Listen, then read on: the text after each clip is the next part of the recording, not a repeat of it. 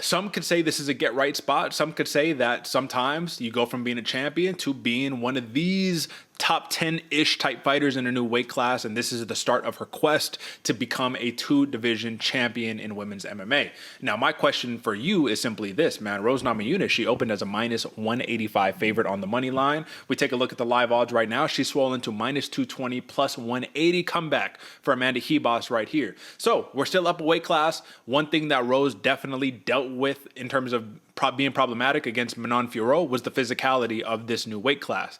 Do you think she runs into that same physicality issue with Amanda Ribas here, given that Ribas, she fights at strawweight and flyweight? Yeah, Derek, I don't, that's actually one of the questions I had too. Who has like the more physical advantage in here? Because both of these fighters, we've seen them be outsized, especially in this 125-pound class right here. They're not the biggest and most physically dominating of women, but they both still possess a lot of power in there in the frame that they have. It's an interesting one, man, because at this moment, I mean, you asked me 2 years ago, I'd say Rose Namajunas is going to dominate, going to put on the full pressure power. She's going to be putting the shots there. But Amanda Ribas can crack, man, and we've seen her be durable in there and be willing to put herself in situations where she can get the win. I mean, I'm leaning towards a little bit more Ribas, man. Yeah, and you could definitely say, well, she fought Viviane Araújo and she decisioned her. So if she could hang with Vivi Araújo, she probably got some chops on her in terms of some muscles in the gym. But fights are not won with muscles. Fights are won with strategy, IQ, the entire nine. So let's start taking a look down at the props that we have available to us and see how we're going to make some money on this matchup. So purely from just a price to pay from a money line standpoint, given that Rose has swollen to minus 220, is that too high of a price to pay, or do you see that as a reasonable price coming from a former champion up a new weight class? Well, when you put all the stipulations on it, Derek, it feels reasonable to me. But in the track of what Rose Namajunas has been doing and the kind of style of fighter she is, she's very cerebral, right? You're coming off 2 losses. You're not really in where you used to belong, if you will. It feels a little high for me, my man. It feels a little bit high, I will admit that. But the other thing that I think about is that Amanda Ribas has not had the greatest success at flyweight, so it's something to consider.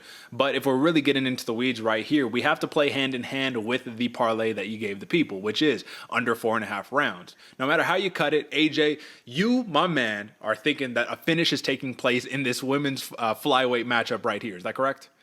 Oh, absolutely. And it seems like the odds makers have at least one prop they're looking at for a finish as well. I think that's the best way it's going to happen is that plus 110 TKO for Rose Namajunas. She can get it done. She has the power. And like I said before, Amanda Ribas puts herself in those situations. It's just up to Rose to be able to capitalize on them. So not to play too much like, X's and O's looking back at the past, right? But even that very impressive win against Luana Pinheiro that Amanda Ribas just had, she wasn't clearly dominating that fight. It seems like Pinheiro ran out of gas at the end of the fight. Ribas was durable enough to be able to capitalize. Now let's look at Rose versus Manon Fiorot, who is not just a really good flyweight, but is a flyweight who is literally next in line for a title shot, depending on how her next fight goes. So my question is this.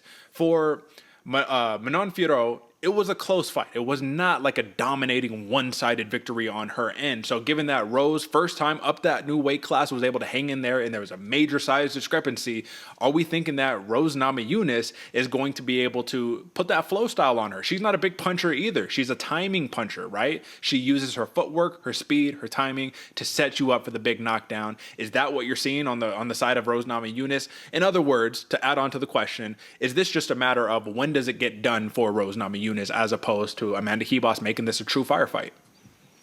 Well, I mean, that's to say Amanda Ribas, because Amanda Ribas can make this a firefight. I think she can, and that's one of the ways where I see her winning this is if she doesn't allow Rose to get in that flow state that you're talking about. But now being, a fight in or a couple fights in with the new weight class, man, Rose is going to be at least more adapt to the cut, or well, less of a cut, I guess I should say. But having to get in that flow state, that's going to be the thing we're talking about right here. And I agree with you. I think it's going to be just that moment of when Rose can capitalize. That's when we're going to see the fireworks. That's when we're going to see the excitement, the oohs and the ahs from the crowd. But until then, what worries me right here, Derek, is seeing Amanda Ribas not control the fight, but stay busy in the fight. And that gets judges points. I'm glad that you hit on that, because that was the last thing that I was going to say before we jump into the actual decision on this, is that Amanda Ribas notoriously, is a busier fighter than Rose Namajunas. But then again, it really all comes down to the pop on the shot. No longer is it about just the pure volume of strikes. We've seen that with Sean Strickland. We've seen that with a couple other guys. You can punch people all day long, but if it's pillow punches, judges aren't scoring it the same way. I think the jiu-jitsu cancels each other out for both of these fighters, who are both incredibly skilled. We know Amanda Ribas, I think jiu-jitsu is a bigger part of her game, but for Rose, listen, she came into the game as a submission specialist. So all in all, I'm taking submission off of the table. There's two props that I'm interested in. One is a TKO plus 110 for Rose Namajunas. I think that is pure juice right there. And then the other one ultimately would be for me, AJ, listen, for me, over 4.5 rounds, women's MMA, you always have to factor that in. Like, that's almost, it's not a gimme, but under 4.5 rounds seems like something drastic has to happen. And if we see a stall out type fight, someone's going to win by decision. So how much do you hedge that over 4.5? A lot, Derek. A lot, and I'm pretty sure the number on the 4.5 was like plus 110 or something like that. So even the odds makers are hedging their bet right there, and hopefully you can correct me on that, because it was there's a lot of ways to be played in this one. That's why I like the TKO for Rose. But if you are going with that parlay, do beware, because Derek, do you have that number? Plus 115. Plus 115. Yeah, it's a possibility for sure.